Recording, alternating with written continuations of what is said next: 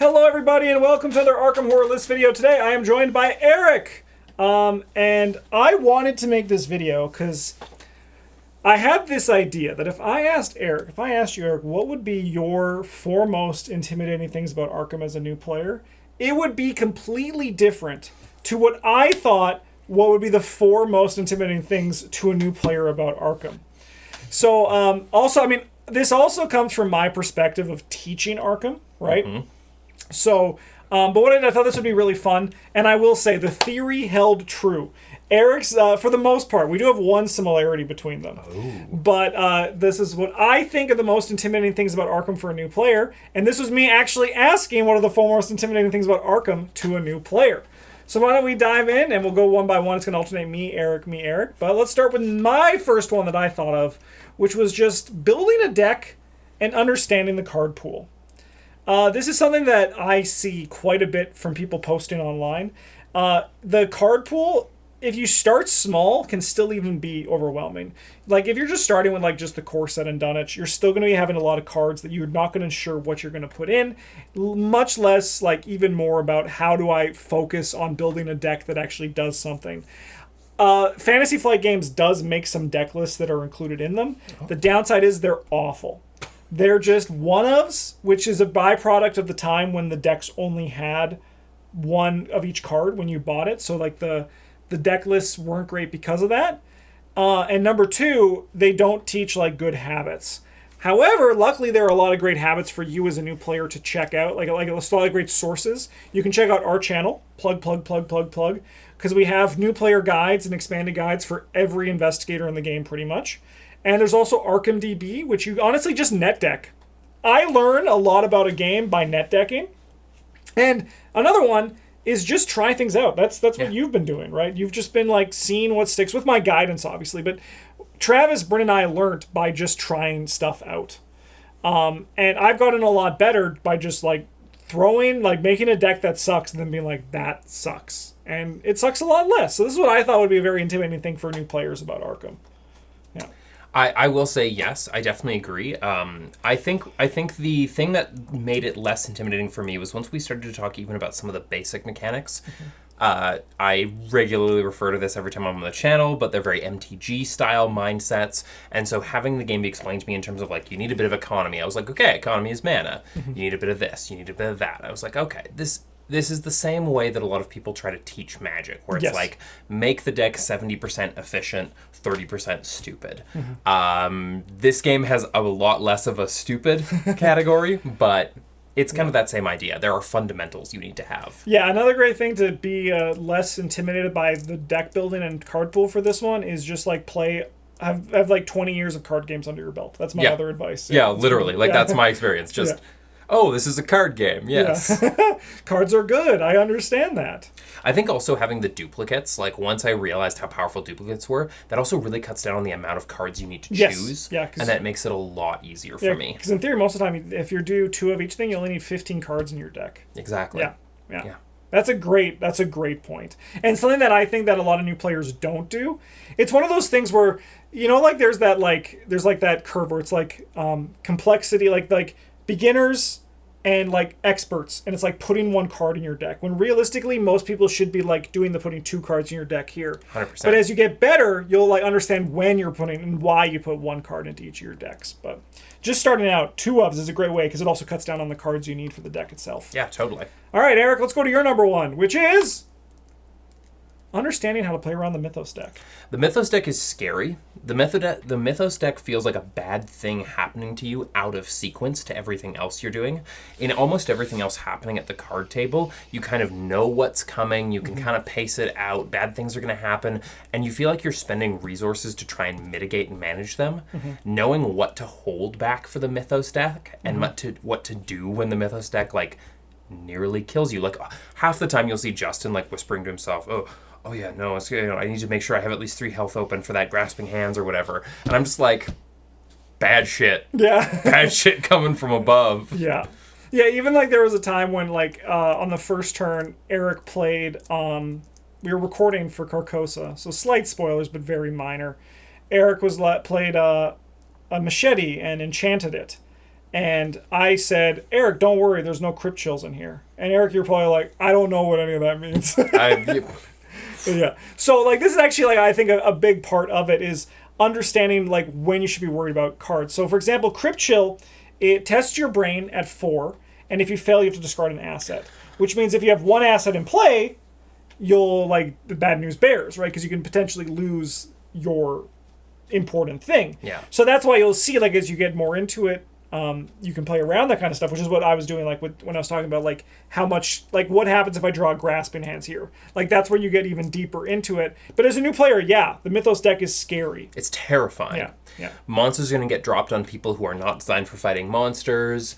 Bad things are going to happen that test all of the skills that you didn't build around and you aren't very carefully navigating for. Like, it can really feel like a punishment, especially Surge. Yes. Yep. Surge definitely makes it spooky. All right, my number 2 is knowing what the goal of a scenario is and how to achieve that goal. So as you can see, mine is like very like Eric's. Yours are like as we get into it are going to become more micro, and mine are more like macro to like what the game is, right? But it is true. This is actually something that I saw a lot in Dunwich, and it actually one of our viewers, because when I first started playing with you, Eric, I was like, I'm going to read the act and agenda because you're not going to understand what most of it means. But then someone in the comments suggested you should have Eric read the act and agenda and even read what's on the other side of the card.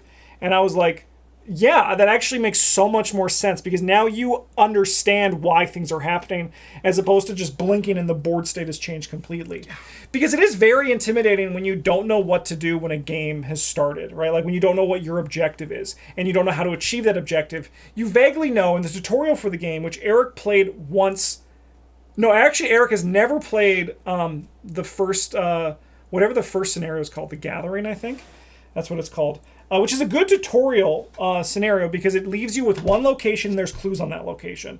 And you need those clues to advance the agenda. So to advance the act. However, once you get into like the boxes and the scenarios change so much from scenario to scenario because the design in this game can be so broad, you don't really know what the hell you should be doing. So I always think of like what is, like as a new player, what do you do?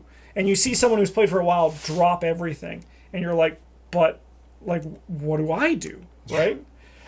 So my advice for you, for new players, if you don't really know what you should be doing, just read the act and agenda multiple times because they give you guidance. Sometimes they don't. Sometimes they say, go deeper. And then you think, okay, I know I need to move. I need to keep going. So like they do give you good hints as to what you should be doing. So just like constantly be checking the act and agenda, even if you read it, even as soon as you're confused, like what should I be doing? Remind yourself of that. And this is also where knowing your deck's goal is also really important. So like if you're here to fight monsters, if there's no monsters, prepare for fighting more monsters. It's that kind of thing because that's also achieving the goal of winning the scenario.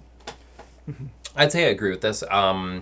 I'd say that one thing that really helps me is your enthusiasm. And like one thing that really takes away from this for me as a new player is that you get excited about the scenarios. You want to talk about how they're structured and designed because you're a game designer at heart and stuff like that. So I am often like, Justin, this is weird. There's 2 act events. And Justin's like, there might be a reason for that. And then can't help but be like, you're going to see why. We're going to want to balance the doom. And when I'm like, oh, but why wouldn't we just want to push these forward? And Justin's like, oh, we'll see. And so it's like, it's helpful to have an expert player with you. Yeah, and then also in that example, this is Black Star's Rise, spoiler free as possible again, but you even were like, oh, I see why this matters now. Yeah. And like it gives, if you have like a general idea, it lets you discover more as it goes. Yeah. All right, Eric, you're number 2. Blessing and Curse tokens. I'm so afraid of these. I don't understand them. I don't understand how they work. I've never played a deck built around them. I might at some point. But Blessings and Curse tokens feel so weird because they feel like additional draw in a bag designed to make you as afraid as possible. And it doesn't feel like Blessing tokens also force you to draw another piece, right? Yes. Yeah, this is terrifying. I don't understand how this benefits me. Yeah. This in theory you could this is my game brain going. Yeah. I'm like, do I add more curse tokens to the bag knowing that I can beat the -2s with the characters I've designed? But you can't, because you're going to draw another card or you're going to draw another token. Yeah. So it's like, you can't dilute the bag, but you kind of dilute the bag, but you just add more. Like, even the blessing tokens are chaos tokens. It's just chaos. It is, and actually this is something that I've seen on some people talk about in our Discord too. Blessing and curse tokens, when you actually get really deep into it, you can game the hell out of them. If you build a deck around blessing, I think the piece that you're missing, and you'll start seeing it, is there's these things called covenants. There's one in each color, and they each do something when you draw a bless or a curse token. The Guardian one, if anyone draws a bless token, after the test resolves, you put it back in the bag. So it's like a continuing +2. The Seeker one is if someone draws a curse token, it becomes +1, draw another token, and put the curse token back in. Because Seeker is designed to use curse tokens as a resource. There's Rogue, which you ignore the curse token and remove it from the bag. So you basically just say, I don't believe in that. The Mystic one is the strangest one, where if you draw a bless and a curse token in the same test, you automatically succeed. And then there's the Survivor one, which is like the broken one. This one is just, if you draw a bless token, you stop. So like, it's just a +2. And that's when like, it's about using that. So like, that's the next level. Like, you treat them as a resource. Because like when you're like doing Faustian bargains, or even your Priest of Two Fates, you're kind of just putting them in to spin the wheel, right? But if you're building around them, you actually they're basically just another resource that you can take advantage of. Yeah. And that's so scary to me. It's really cool. I would love to we could do a bless curse run sometime, like either run 2 blesses or 2 curses, so you can get an idea for it. Because it's very fun and pretty powerful. Okay, that sounds excellent. Yeah. All right, my number 3 is knowing what you should be doing for your first turn of each game. Wow. So this has been a video that I've been workshopping for like legitimately 3 years on the channel to try to get together, which I just call the first turn of Arkham. Because something that I always tell a new player for any game is a game is as complicated as the number of actions you can take on your turn, right? Scythe is a great example of this. The game looks very daunting, but on your turn, you actually can only on your first turn of the game, you can do 4 different actions. Every other turn after that, there's only 3 different actions available to you. So the turn themselves are very simple. Other games like this are a good one is like we played Calico, which is a game about making a quilt. You actually only do one thing on your turn. The game's super simple, but it's so mechanically deep. On Arkham, there's like no limit to what you can do on your turn. It's absolutely insane, the potential paths that you can follow. So as a new player, you might not know what the hell you can do. You don't understand why you need to take each action, why you should be taking an action, what actions are good, what actions are bad. And this is why I've been trying to this, as I said, this been workshopping this video, and it's going to come out one day because I think it's very important for a new player to have a resource of why would I do each thing that I want to do. And even when you know everything, you're looking at like scenario, like Eric just finished scenario 15. It's been your 15th full scenario. And I can still even you're looking at your open hand being like, okay, I think I do this. But you're still like, it's that little puzzle of like, how can I, is this what I should be doing? You know? And even when you're on scenario 40, you might still be looking at your mulligan and being like, what do I mulligan? What am I looking for? And also thinking would it have been better if I do this? And I think the best thing to get better at this is knowing what your deck needs to do is really important, right? It's really easy in our supporting video where I was talking about finding ways to have a weapon or have a weapon, right? With a Seeker, with my Harvey deck, I'm basically looking for Mr. Rook. Yeah. That's the only card that I want to keep in my opening hand most of the time. If you are taking advantage of curse tokens, go back to that previous example, you want to find probably a deep knowledge, which is draw 3, put a curse token in, put 2 curse tokens in, I'm not sure, I think it's 2. Or a Faustian bargain, right, to get you started. It can go even deeper. Your scenario can dictate what your first turn should be. If there's a crypt chill in the deck, if you're playing with chilling colds as an encounter set, does that change your first turn, right? So like it goes even deeper. You feel like you got it, and then you're like, wait a minute, I can still level up this skill, which is why the game is so engaging, but also why the game is so intimidating. Yeah. So I agree with all of that based on what you're describing, but I will say as a new player, so much of that is above my head that I'm just like, play big machete, magic machete goes. Yeah. But I mean, so it's very funny to me. I mean, I do agree that that's like was a great line to follow, right? Yeah. But sometimes when you don't get that perfect line, like what do you do? Yeah, true. Right? Yeah. But I mean, it is true. It also is like kind of like that ignorance is bliss, right? Yeah. Where you're like, because I know now I see you have more confidence in your mulligans. Because when we first started playing, you just did a mulligan. You were like, I don't know what I'm looking for. I'm just going to go with this, right? Yeah.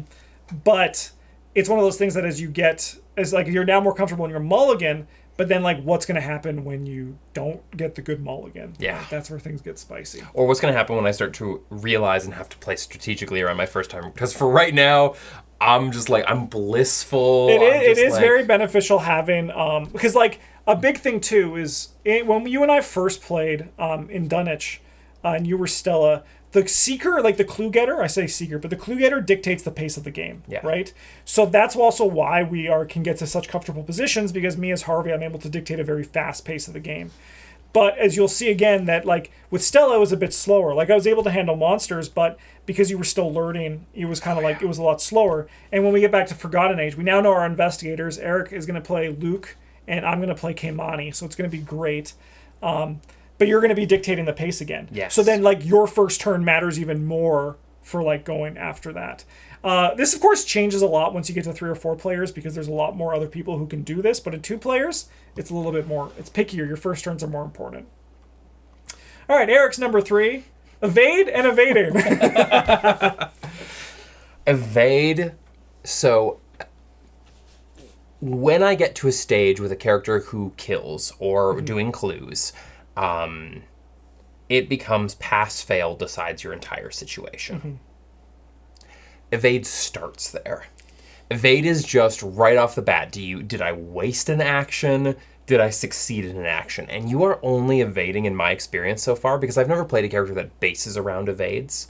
You are only evading in my experience so far, and I feel like for probably a lot of new players, when you're like, this is too big. This is too big and things are going bad. Like, evade is a panic button action.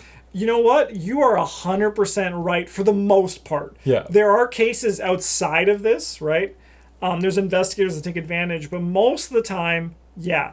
I call it like you're kicking the can down the road. Yes. Right? Because that's right. Like, why would you choose between killing an enemy, solving that problem forever, or doing it next turn? Right? Exactly. Like doing the same thing again next turn. But yeah, no, I think that's true. I also was like this for a long time, and then I played Finn Edwards. Is his last name Edwards? Just call him always Finn. But I guess I don't know. I don't know why I'm having such a brain fart there, but he has an ability where once a turn you get a free evade action. And I had a lot of fun with Finn, and Finn's still one of my favorites. And I was like, oh, I get it, but that's free. However, Keimani, their whole thing is about evading as well. Yeah. So you're going to actually see that in action. Keimani's a lot different. Keimani is like an offensive evader. And there's another one, Rita Young. She deals damage when she evades, or she can move. Problem was, she wasn't that great when she came out. She's a lot better now. But the general concept of evading, even in a goon's job, which is about, like, even an evading goon that kills, like, with their foot or by evading, generally also kill their monsters. Yeah. Evading, more often than not, is a way to control the enemy or panic button pressing. 100%. And then if you fail, and that's the worst part, it's like, if you're evading, it's because unless you're one of those characters that uses that power, which I haven't seen yet, but if you're evading, it's because something is going to go wrong if you don't evade. So you have a deal with this later button or die now button, and that's terrifying. And we actually, because we played Pallid Mask today, there is an enemy in that, the elite enemy, the boss, which has, if you fail an evade against this enemy, it attacks you. That gets keyworded in the Forgotten Age, so that's now a keyword going forward. Oh, no. So even then, there's a Forgotten Age, it's going to just punch you in the nose. so get ready for that. I'm ready. Yeah. All right, my final one was actually Eric's first point, the Mythos deck. Because it blows my mind.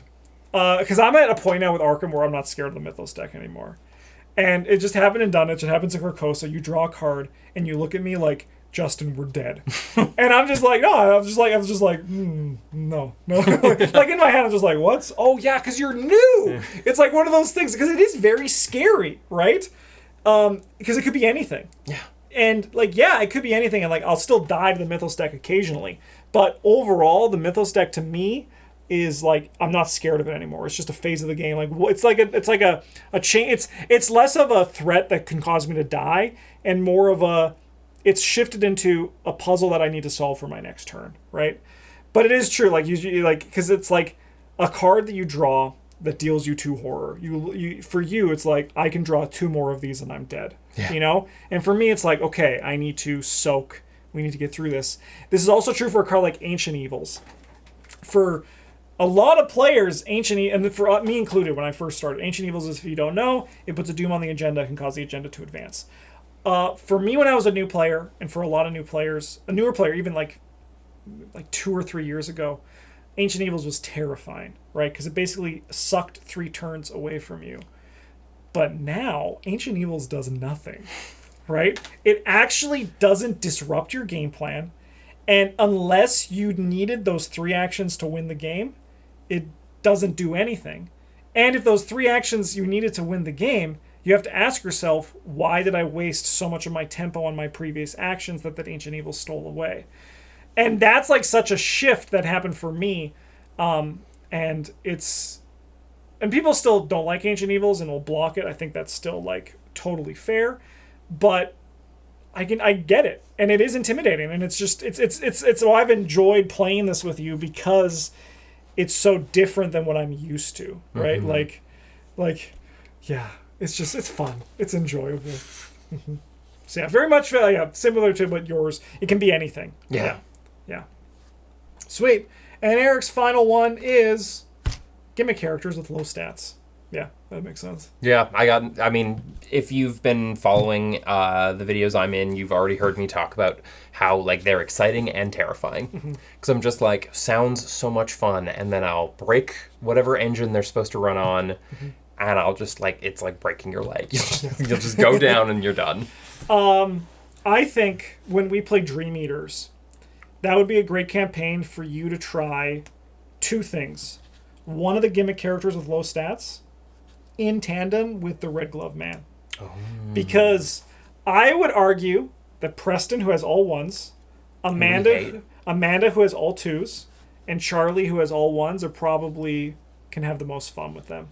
I love that. Yeah. For those of you who don't know, the Red Gloved Man is my favorite addition to Arkham lore that Fantasy Flight has added in. Yeah. And I'm obsessed with the character. I cannot wait to run a deck entirely built around that being my actual main character. Yeah, no. Because I know you hate Preston's like whole flavor, but his gameplay is very fun. Just getting 4 free money a turn. If you like he actually can't play Embezzle Treasure because he's not a criminal. He can't run illicit cards because he's a millionaire. He's a millionaire. Yeah, they can't do legal things. Yeah, but I mean, like, I think Amanda. So Amanda would be. I think Amanda's a phenomenal user of the Red Glove Man. The problem with Amanda is 1, she's broken, but 2, her floor is very low. You can crash and burn on Amanda like by just like looking at the cards the wrong way. But if you if you can her ceiling is one of the highest in the game. It's crazy. That's wild. Yeah. And she has all 2s in her stats, which is even better. That's wild. That sounds like exactly what I'm gonna end up doing. Yeah. Yeah. So then with the Red Glove Man, she gets 5 in her stats. 6. He automatically sets them to 6. Oh, it's 6. Yeah, he doesn't set them to 5. Sets them to 6. Yeah. Even better. That's a +4. And she also can cycle through her deck really quickly, so even faster than Harvey can, which is crazy. That's terrifying. Yeah, Amanda's whole thing is that when she at the start of each investigation phase, she draws a card and then puts it under her, and she commits it to each eligible test that she can commit it to. Which means that, for example, if you have a card like Perception 2, which commits for 3 book, and if you succeed by 2, you draw 2 cards. So you can draw 6 cards. It's crazy. That's wild. It's crazy. But then Amanda, you have to sometimes look at your cards and be like, what am I doing during a dud turn, right? Mm-hmm. Like it's a fun. I love Amanda, but she's very powerful. All right. Well, I hope you enjoyed this video as much as I did. which was just 4 most intimidating things about Arkham from a new player's perspective, and from my perspective, what I think a new player is scared of. But thanks for watching, everybody. I hope you enjoyed it. Have a good one. And as always, the GGs.